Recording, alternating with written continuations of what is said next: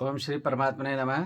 मैं प्रोफेसर हरिहृदय अवस्थी अपने परम पूज्य गुरु जी पंडित भगवत शरण शुक्ल जी के साथ में आप सभी का Awasthi Ayurveda anatomy yoga and spirituality channel पर हार्दिक स्वागत करता हूँ। गुरु जी वेदों, उपनिषद, पुराण के वो ज्ञाता हैं और उन्हीं के आधार पर वो विश्लेषण कर रहे हैं। तो इसमें यहाँ पर एक प्रश्न बन रहा है कि वो कौन लोग हैं जो भगवान के अवतारों में ये मानते हैं कि वो सामान्य पुरुष हैं या महापुरुष हैं। उनको जान करके भी जो है भगवान के रूप में नहीं मानते। और उसके उपरांत जो राक्षसी प्रकृति के लोग हैं उनके क्या लक्षण हैं, तो इसका विश्लेषण गुरु जी करेंगे। अब हम गुरु जी की ओर चलते हैं। त्वमेव माता च पिता त्वमेव बंधुश्च सखा त्वमेव विद्या द्रविणम त्वमेव सर्वं मम देव देव। इस चैनल से संबद्ध सभी विद्वद्गण, सभी जिज्ञासु छात्रगण, सहृदय सज्जन वृंद एवं इस चैनल के संस्थापक तथा प्रबंधक आचार्य हरिहृदय अवस्थी जी, आज हम लोग गीता के 9 अध्याय के 11वें और 12वें श्लोक के विषय में चर्चा करेंगे। भगवान ने गीता के 4th अध्याय में चर्चा की है, यदा यदा ही धर्मस्य ग्लानिर्भवति भारत अभ्युत्थानमधर्मस्य तदात्मानं सृजाम्यहम्। कि जब धर्म की हानि होने लगती है और अधर्म का प्रभाव अत्यधिक बढ़ने लगता है, तो उसके शमन करने के लिए भगवान अपने अवतारों को धारण करते हैं और उसमें जो है साधुओं की स्थापना, धर्म की स्थापना और दुष्टों का संहार करके पुनः सनातन धर्म की स्थापना करते हैं। क्योंकि सनातन धर्म का जो मूल है वो यही है कि संपूर्ण सृष्टि एक सुव्यवस्थित वैदिक पद्धति से अपनी जीवनचर्या को चलाए, जिसमें प्रत्येक प्राणी का हित सुनिश्चित होता है। आज जो हम लोग बहुत बातें करते हैं मानवाधिकार की, और अनेक संगठन मानवाधिकार के बने हुए हैं, परंतु उनकी जो प्रक्रिया उसको देखने से लगता है कि मानवाधिकार में वो मानव शब्द का अर्थ ही नहीं जानते। मानव क्या है? हमारे यहाँ गांव में और देहात में भी प्रचलित है, मनुष्य तो यही है जो मनुष्य के लिए मरे या जिए। जो प्रत्येक मानव के हित चिंतन में अपने जीवन की स्थिति को सुनिश्चित करता वह मानव है, और जो मानव को पीड़ा देने के विषय में अपने नित्य योजनाएं बनाता है या अपने वर्ग को छोड़ करके संपूर्ण विश्व के जितने मानव हैं उनको वो पतित समझता है या उनको निम्न समझता है और उनको मारने के लिए अनेक प्रकार के कुचक्र चलता है, उसके हमारे यहाँ संज्ञा दानव शब्द से या राक्षस शब्द से उसको कहा गया है। क्योंकि हमारे यहाँ धर्म की भी जो व्याख्या है वही है, परोपकारः पुण्याय पापाय परिपीडनम। परोपकार जो है वो पुण्य को प्रदान करता है और परपीडन जो है वह पाप के लिए होता है। और साथ साथ में ये भी उपदेश है, आत्मनः प्रतिकूलानि परेषां न समाचरेत्। जो व्यवहार हमारे लिए अनुकूल नहीं है उस व्यवहार को हमें दूसरे के प्रति भी नहीं करना चाहिए। ये हमारे धर्मशास्त्र, हमारे अन्य शास्त्र सब कहते हैं। तो जो इस रूप में मानने वाले हैं वो ये जानते हैं कि सनातन धर्म के मूल में भगवान श्रीमन नारायण कारण है, और भगवान श्रीमन नारायण की जो श्वासभूत वेद हैं, संपूर्ण वैदिक साहित्य है, वेदांगों के साथ में, वेदों के जो उपांग हैं उनके साथ में, वो भी भगवान के ही अंगभूत है, उनके श्वासभूत है। तो इसलिए भगवान अपने उस वेद के, सज्जनों के, गौ के याग आदि कर्म की संरक्षण करने के लिए स्वयं अवतार धारण करते हैं, जो साक्षात भगवान का ही स्वरूप होता है। किंतु उस भगवान के स्वरूप का परिचय सबको प्राप्त नहीं होता है। उसके लिए भी वो परिचय प्राप्त करने की वैसे ही बुद्धि होनी चाहिए। जब तक आपकी सूक्ष्म परहित कारिणी भगवान के द्वारा उपदिष्ट शास्त्रों के अनुसार अगर आपकी दिनचर्या, आपकी बुद्धि, आपका मस्तिष्क, मन वैसा नहीं होगा तो उस परमात्मा के उस अवतारी स्वरूप का परिचय आप नहीं प्राप्त कर सकते। इसलिए भगवान कहते हैं अवजानन्ति मां मूढ़ा मानुषीम तनुम आश्रितिम परम भावम अजानन्तः मम भूत महेश्वरम। जो मेरे भक्त नहीं है, अर्थात जिनको परमात्म तत्व के स्वरूप का परिचय प्राप्त करने की बुद्धि नहीं है। क्यों बुद्धि नहीं है? कि उनकी मूढ़ बुद्धि है।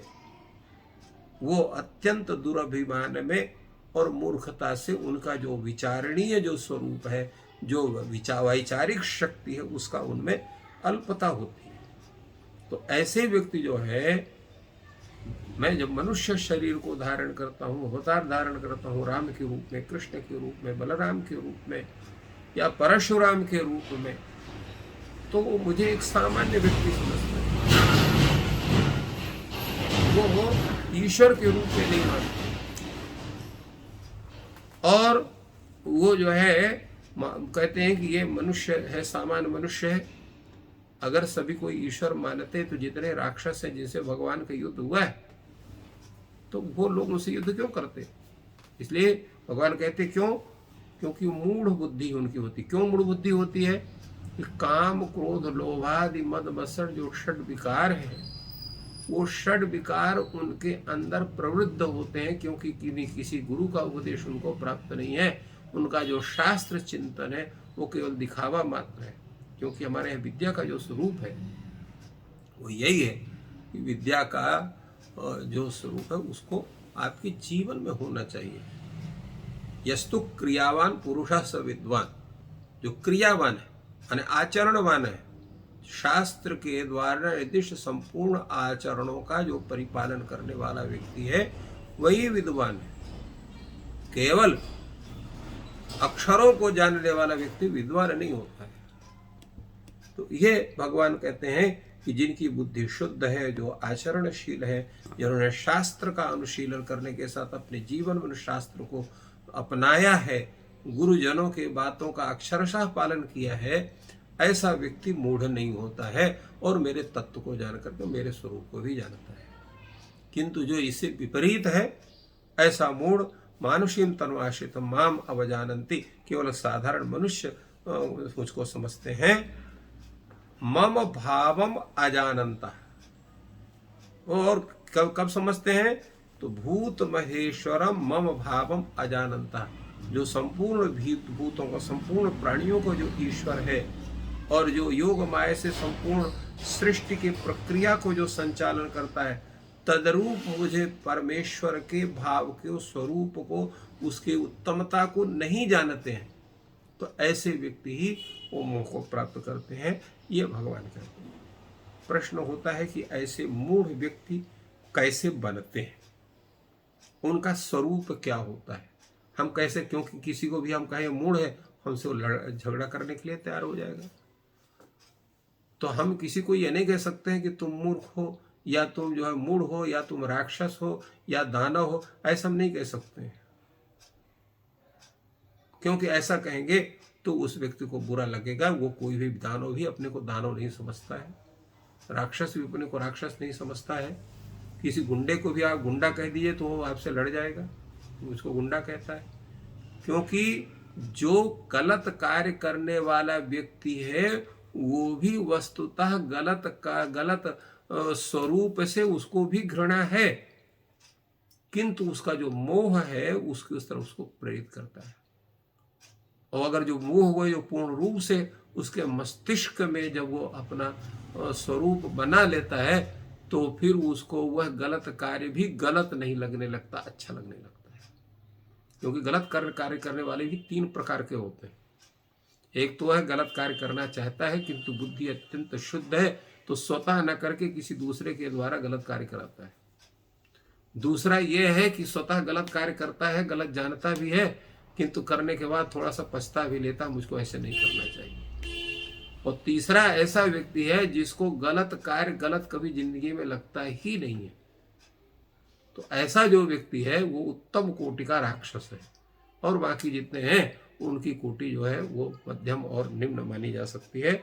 भगवान कहते हैं कि जो उत्तम कोटि का जो राक्षस प्रवृत्ति वाला व्यक्ति, उसका स्वरूप क्या होगा? कहते हैं मोघाशा मोघ कर्माणो मोघ ज्ञान विचेतसः राक्षसीम आसुरीम चैव प्रकृति मोहिनीम श्रिता। जो ऐसे व्यक्ति हैं जानते हैं ये कार्य हमारा कभी पूरा नहीं हो सकता है, फिर भी उसके विषय में आशा रखते हैं। मोघाशा मोघा व्यर्था आशा यस्य सह मोघाशा, जिसकी आशाएं व्यर्थ हैं, वो कोई पूरी नहीं हो सकती हैं, ऐसे आशा करने वाला व्यक्ति। दूसरा क्या है? मोघ कर्मण, जिनके कर्म करने का कोई फल नहीं हो सकता है। मोघम व्यर्थम कर्म ये शामते मोघ कर्माण, जिनके कर्म क्या है? व्यर्थ, अर्थात उन कर्म का फल उनको कभी जिंदगी में प्राप्त नहीं हुआ तो गलत फल प्राप्त होगा। मोघ ज्ञान, मोघम व्यर्थम ज्ञानम ये शामते मोघ ज्ञान, जिनका ज्ञान भी क्या है? व्यर्थ है, अर्थात उस ज्ञान के द्वारा उनको किसी भी प्रकार का उनको समुन्नति नहीं हो रही है। और विचेतसा, विगतम चेता यशसा विचेत ते विचेतसा, अर्थात जिनका जो चित्त है वो भी भ्रमित चित्त है, किसी भी चीज का वो उसका निश्चय नहीं कर पाते हैं। तो ऐसे जो व्यक्ति हैं मोहिनी प्रकृतिम श्रिता, तो राक्षसीम आसुरीम प्रकृति मोहिनीम राक्षसीम आसुरीम प्रकृतिम श्रिता, वो क्या करते हैं? तो जो मोहिनी जो प्रकृति है, मोहिनी प्रकृति कौन है? राक्षसी प्रकृति। राक्षसी प्रकृति का स्वरूप क्या होता है?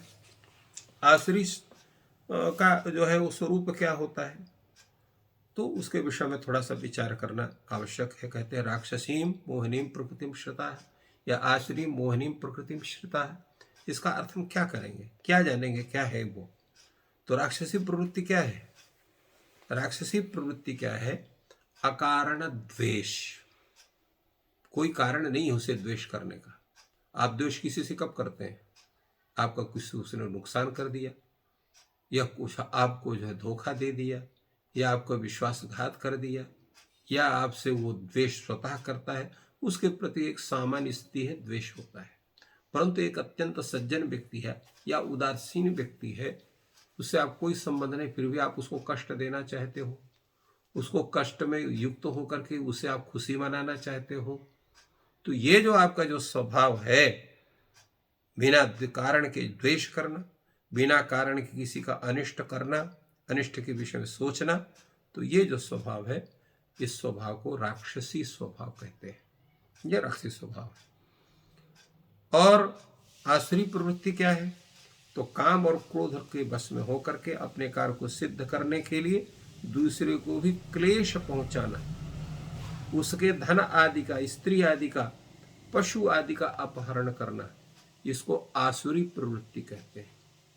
तो जो उस प्रभु के चिंतन में नहीं है, जो शास्त्र के चिंतन में नहीं है, गुरु का उपदेश जिसको अच्छा नहीं लगता है, जो साधुओं के लिए उपयुक्त आचरण वो जिसको बुरे लगते हैं, ऐसे व्यक्ति वो मोह से युक्त होने के कारण या तो राक्षसी प्रवृत्ति को प्राप्त करते हैं, या वो फिर राक्षसी प्रवृत्ति या आसुरी प्रवृत्ति को प्राप्त करते हैं।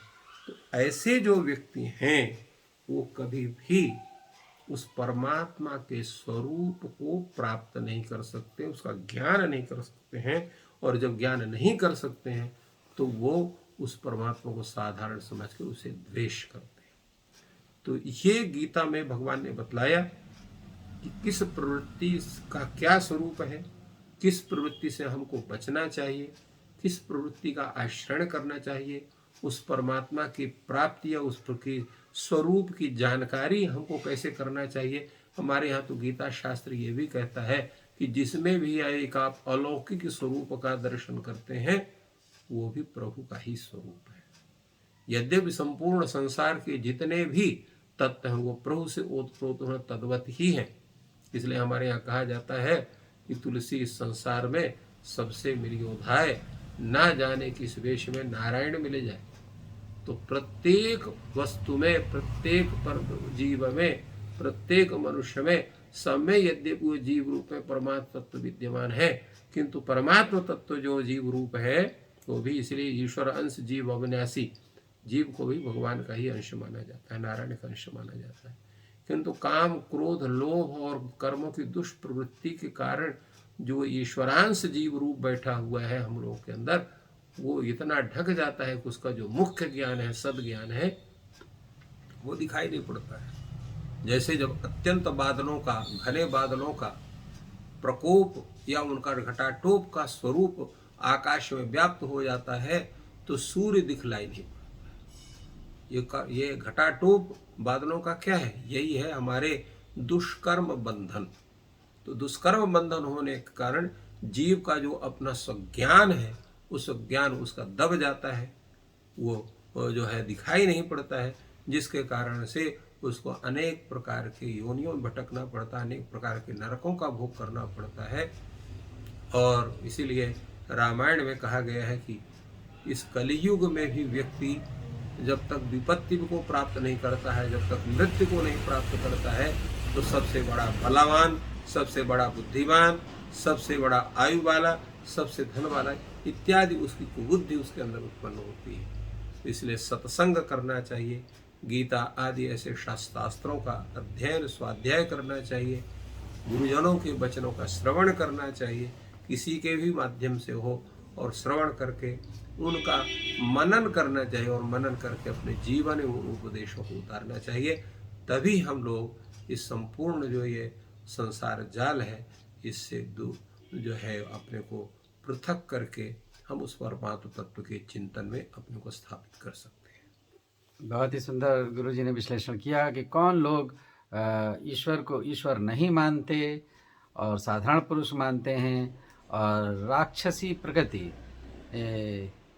क्या है, उसके लक्षण क्या हैं, इनका विश्लेषण किया। और इनका हमें अपने जीवन में इस ज्ञान का अनुप्रयोग भी करना चाहिए, राक्षसी प्रवृत्ति के लोगों से बचना चाहिए। और जो समझ लें कि हमारी राक्षसी प्रवृत्ति है तो उनको धीरे धीरे अपने में बुद्धि और विवेक से परिवर्तन लाना चाहिए। और उसका मार्ग भी गुरु जी ने बताया कि गीता का ज्ञान और सत्संग और साधु संतों के साथ रहना, उनके आचरण को अपने जीवन में उतारना, जिससे कि हमको सद्गति मिल सकती है। और इस ज्ञान से यदि आपको लाभ मिल रहा है तो कृपया चैनल को सब्सक्राइब करें, वीडियो को लाइक करें और शेयर करें। और आपका दिन शुभ हो और ईश्वर आपकी सहायता करें। धन्यवाद।